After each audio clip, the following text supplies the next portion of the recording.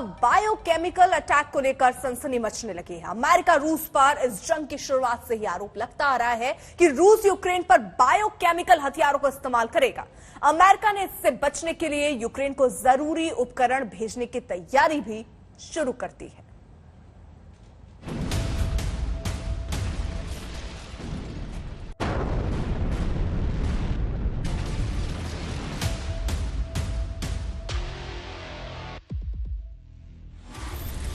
दर्जनों रूसी मिसाइलें,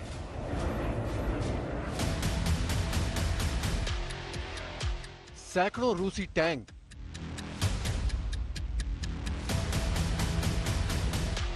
और हजारों रूसी रॉकेट। ये सब मिलकर जो काम यूक्रेन में नहीं कर पाए वो एक छोटा सा गैस सिलेंडर कर सकता है। इस सिलेंडर में कोई ऐसी वैसी गैस नहीं, वो केमिकल है जो जंग के मैदान का सबसे खौफनाक हथियार होगा। ऐसा एक सिलेंडर पलक झपकते ही सैकड़ों लोगों को मौत की नींद सुला सकता है।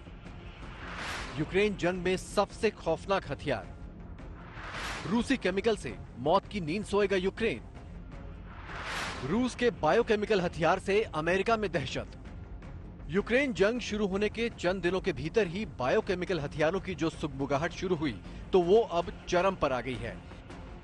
यूक्रेन के मददगार बने अमेरिका ने इस बात पर करीब करीब मुहर लगा ही दी है कि रूस यूक्रेन पर केमिकल हथियारों से हमला जरूर करेगा। और जब ऐसा होगा, यूक्रेन के लोगों का बचाव कैसे होगा, अमेरिकी राष्ट्रपति ने इसकी तैयारी भी शुरू कर दी है।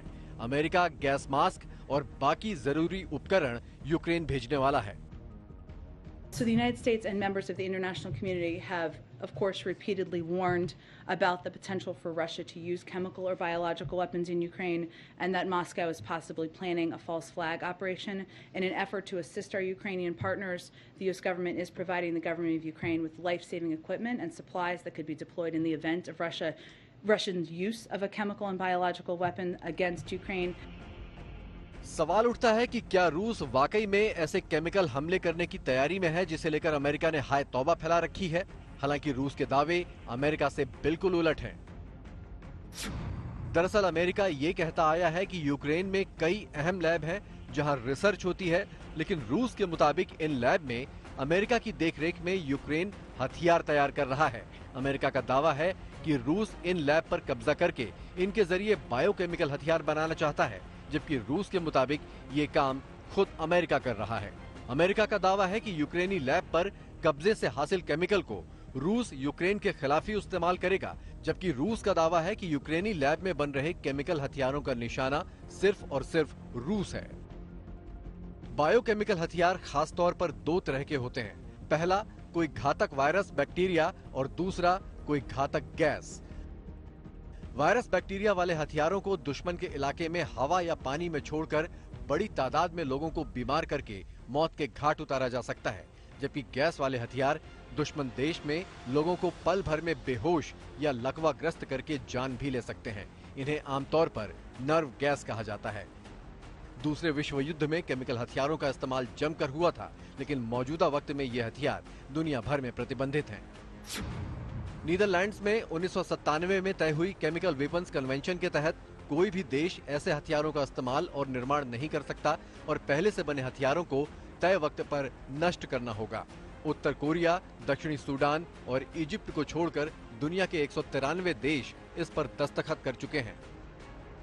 अमेरिका, रूस और यूक्रेन भी केमिकल हथियारों के खिलाफ इस संधि के सदस्य हैं, लेकिन इसके बावजूद अगर यूक्रेन जंग में केमिकल हथियारों के इस्तेमाल का खौफ जताया जा रहा है तो इसकी भी वजहें हैं। रूस के पास 40,000 टन केमिकल हथियारों का दुनिया में सबसे बड़ा जखीरा था। रूस का दावा है कि वो अपने केमिकल हथियार नष्ट कर चुका है, लेकिन पश्चिमी देशों को उस पर यकीन नहीं है।